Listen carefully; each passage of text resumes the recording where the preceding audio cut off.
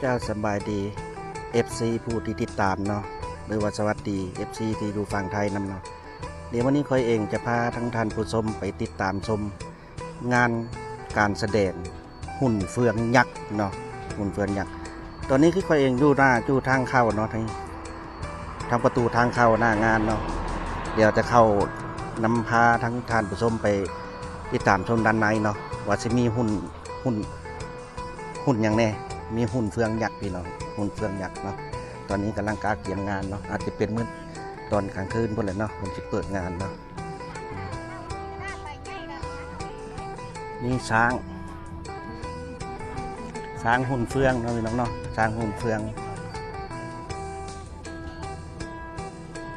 อันนี้เป็นผลงานของมอสอสีไข่เหมือนกันเนาะเฟืองหุ่นเฟืองช้างใหญ่ช้างยักษ์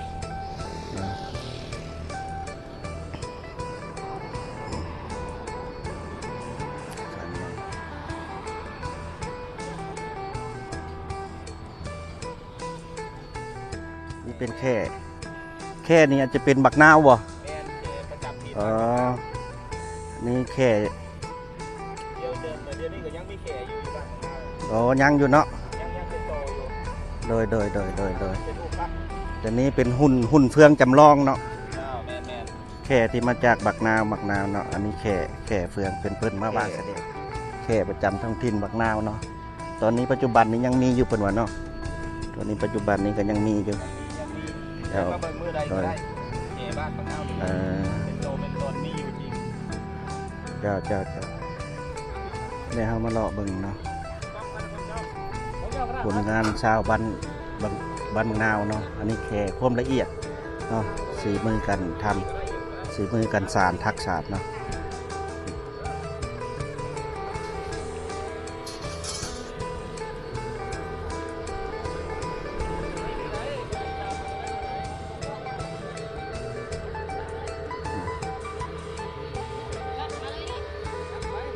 ถือว่าสุดยอดเนาะสุดยอดสีมือเนาะอันนี้คือแข่เนาะเป็นหุ่นเฟืองหุ่นฟางนี่แหละเนาะ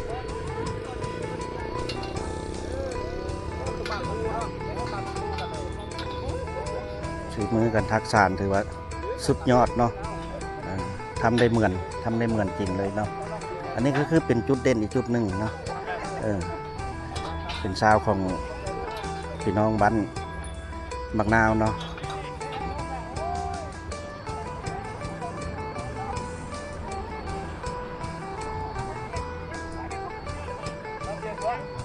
คือจุดที่เขาอยู่ก็คือเขาอยู่ตัวนี้ก็คือที่หลังตัวนี้เนาะหลังตัวนี้ที่แค่นี้เนาะ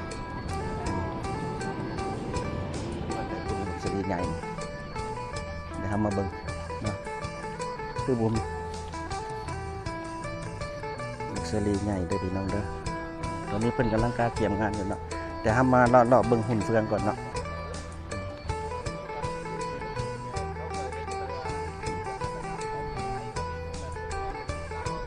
อันนี้ควายเนาะควายยักษ์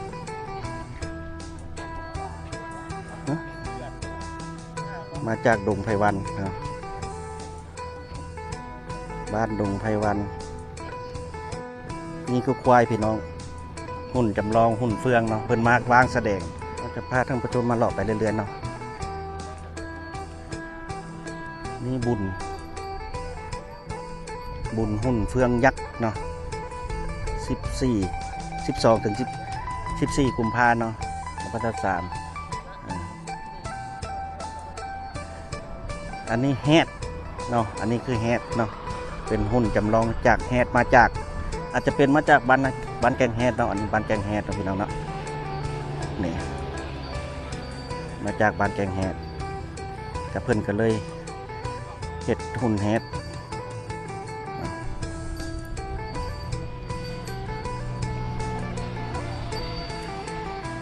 สวยงามหลายพี่น้องสวยงามหลายอันนี้มาได้มานี่หุ่นมาเนาะบ้านยังค่ำเป็นมาเด้อนี่เด้อมาเนาะโอ้นี่มากระดิ่งพร้อมนี่ควายนี่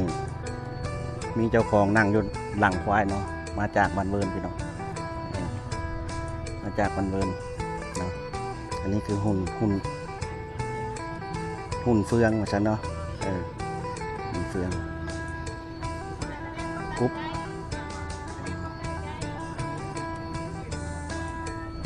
กระต่าย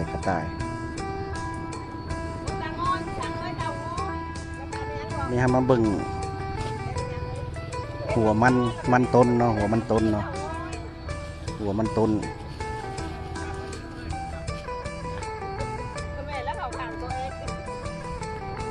นี่คือหัวมันต้นที่ใหญ่ที่สุดหัวมันต้นที่ใหญ่ที่สุดในเมืองไซบุรีเป็นสีมือของกิจกรรมป่าไม้เมืองไซบุรีเนาะของกิจกรรมจัดวางแสดงเนาะมีการประกวดหุ่นเฟืองอันนี้เป็นมันต้นเนาะมันนี่ก็เป็นสินค้าอย่างหนึ่งในเมืองไซบุรีที่ว่าในช่วงนี้ก็ถือว่ากำลังฮอตฮิตเด้อพี่น้องเด้อเนาะแล้วก็มีหัวจุดจริงน้ำเนาะ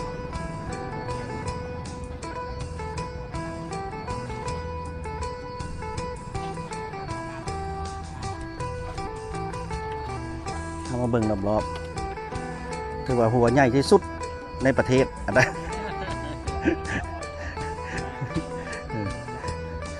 หัวมันที่ใหญ่ที่สุดในโลกเอาง่ายๆเนาะอย่ามาเบิ่งอยู่ใส่มาเบิ่งอยู่เมืองไซบุรีเด้อพี่น้องเด้อแต่มื้อนี้เพิ่นกำลังกาเกี่ยมงานอาจจะเป็นมื้อแรงเพิ่นสิกางานเป็นตอนนี้ยังเป็นในญาตินี้ก็กำลังเป็นกันกาเกี่ยมงานอยู่เนาะกาเกี่ยมงานอยู่ก็เลยทางทีมงานก็มาเก็บภาพบรรยากาศให้ทั้งท่านผู้ชมได้เบิ่งได้ชมกันอยู่ตอนนี้เนาะก็ฝากกดติดตามกดไลค์กดแชร์เนาะเพื่อเป็นกำลังใจเนาะให้ทีมงานทางช่องของเราเนาะหรือว่า FC บ่ว่าจะอยู่ฝั่งไทยหรือว่า FC ฝั่งลาวต่างประเทศนั้นเนาะ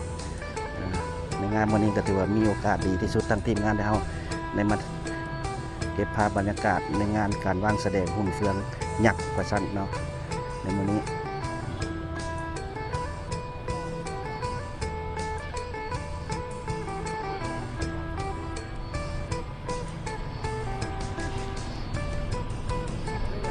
คือแต่ว่าคลิปนี้ฝากไว้สักนิดเนาะเดี๋ยวพบกันใหม่คลิปหน้าเนาะสำหรับคลิปนี้สบายดีเนาะ